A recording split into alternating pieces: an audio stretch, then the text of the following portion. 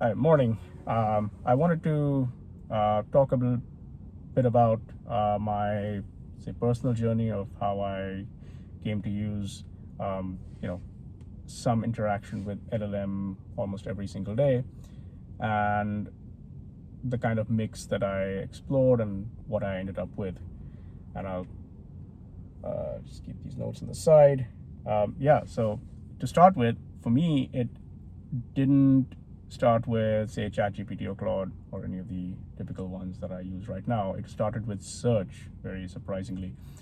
Um, Several years ago, I had fallen down this general privacy rabbit hole and decided to become a DuckDuckGo user.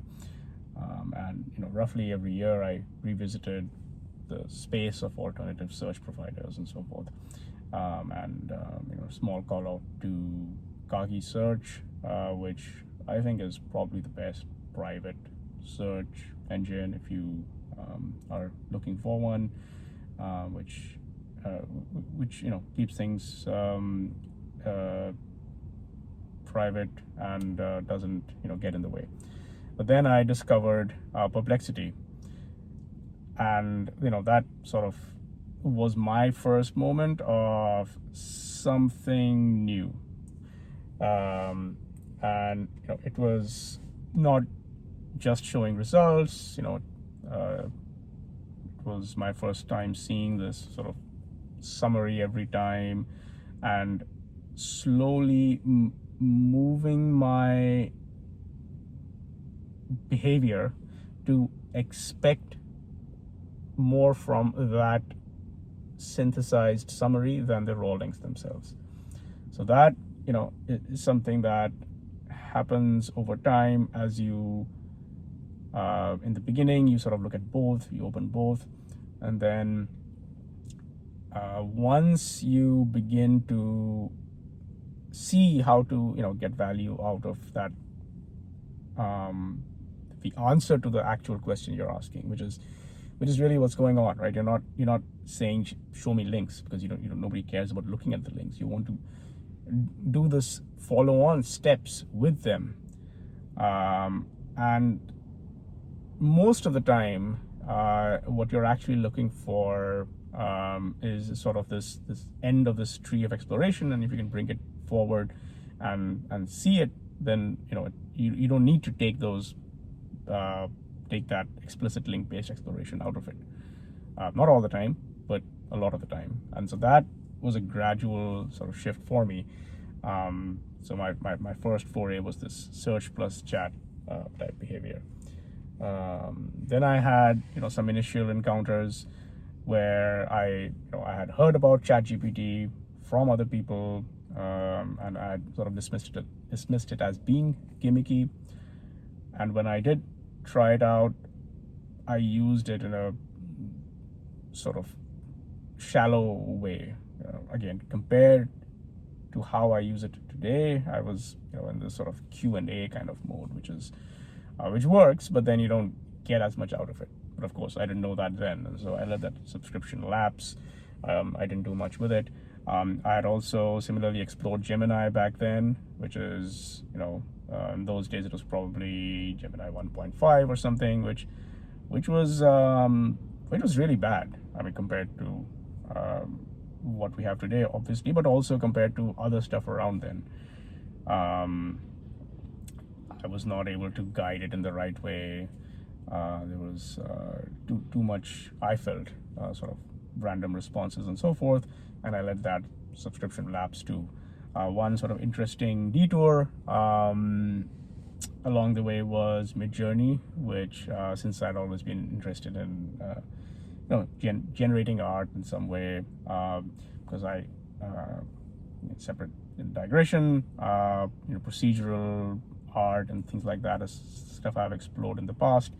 And so being able to create bizarre prompts is something I enjoyed quite a lot, and I think I still have that collection. It's mostly, I would say, sci-fi themed and so forth, but all good stuff. Then there was another sort of leveling up that happened when I made an observation So I had been using Cursor for a while at that point, and you know, the big jump in ability came after the models got better. This was obvious to anyone using it at the time, and I think it was Sonnet 3.7. And so, I realized that this I should probably try out Claude some more, and I had not done that up to that point. And so I downloaded the app and began to use it, and it sort of clicked for me in a certain kind of way, where it felt like a pro assistant, and something that's able to write and create code, artifacts, etc. for you very well. One way this has sort of been a big ability magnifier for me is that I had this pseudonymous Substack, which I won't mention right now, or for a long time. And I had started it maybe 3-4 years ago, and then stopped about 2 or 3 years ago because I didn't have time for it. But thanks to Claude, I was able to bring it back to life again, and that's very satisfying, because these are things, maybe we all have things like this. I'm not sure about everyone else, but which if you were able to apply this this powerful time compression tool, and you plan it just right, you can sort of make it happen. And Claude was the way, or by that time I had the right way of thinking about it, and Claude was the right thing for me, and it sort of clicked and it worked. And I think that a general thing that I learned along the way slowly was more of a mindset thing, where in the beginning, I mentioned this shallow use. In the beginning, you do have this sort of Q&A mentality to this, and you don't take seriously the sort of art of interacting with it. And I think the first time I heard phrases like prompt engineering, it felt basically cringe to me. But once you experiment with different ways of having this cascading list of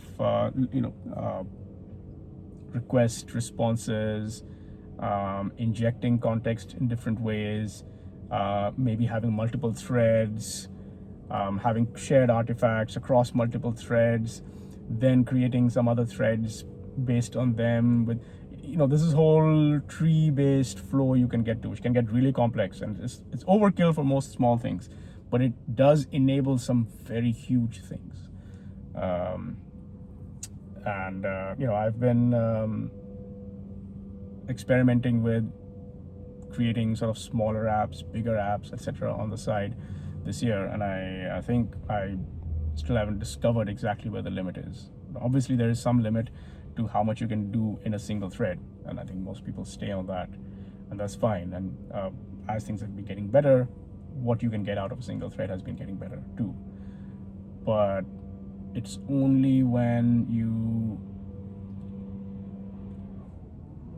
try to build that intuition about what you're bringing to it, what you're taking out of it, how are you structuring your interactions and creating that guiding context for it, that you sort of unlock more. Anyway, this is something we'll probably get to later. Let's move on to something else, which is so I mentioned I tried ChatGPT earlier, and then I let it go. But with this rebuilt intuition, I tried it again, and this time it stuck. And in fact, I will repeat something I've said earlier, which is I think it is finely tuned to be a human assistant. And I think for most people, the vast majority of people, this is probably all you need, which is just get a basic ChatGPT subscription, and you don't need anything else, because it can answer, it can help you in the most generic way. And so, for example, I have now that I had a better idea about how to be more effective with it, I created projects within it for areas of my life and so on. I have project instructions in most of them, and I curate the project files within them, which may sound like work, but it's mostly one-time effort. And it unlocks this seamless recurring use. So I definitely suggest you should learn more about this. So a couple of final points. So you mentioned Claude, ChatGPT, and then Claude Code arrived, and then I finally got to it, and that became probably my biggest personal use of some of these tools, because I mentioned Claude earlier, and I would not have expected it, but I think my use of Claude is overshadowed by my use of Claude Code, which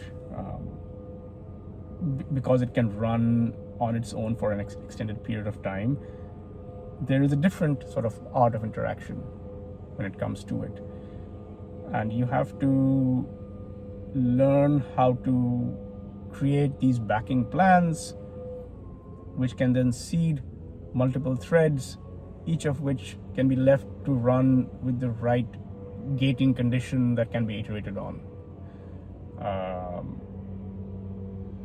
All right, again, more details later, but that's a big game changer. And you for a lot of just make this type stuff, you now truly do not need to go into the manual work in an IDE to build something more at all.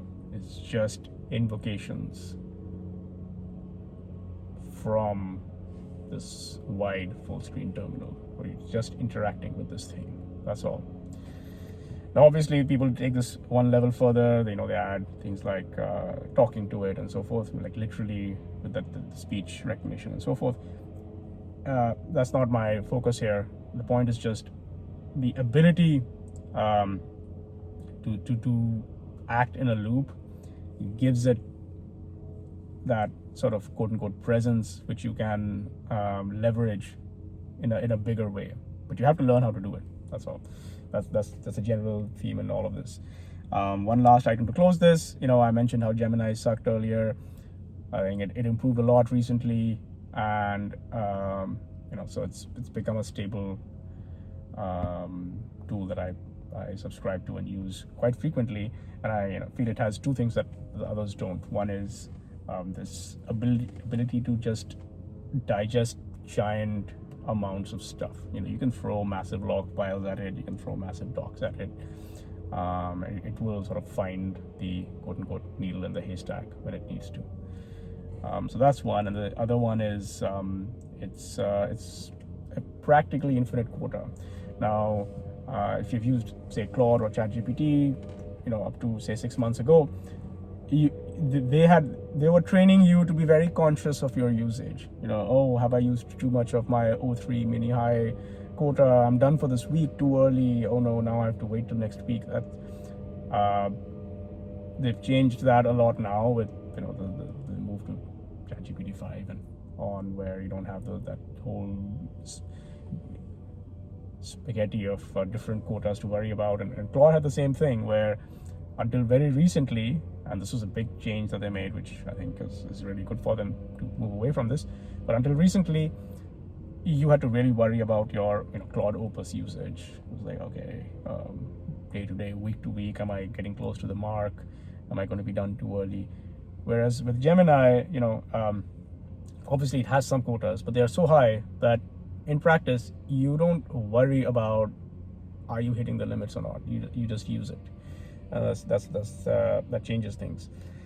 So let me sort of stop here. I think I wanted to get into some of these relative strengths and weaknesses and how I use them today also, but that's, I think, a bigger, deeper topic, and honestly I have something to get to right now also. So we'll leave that for another day.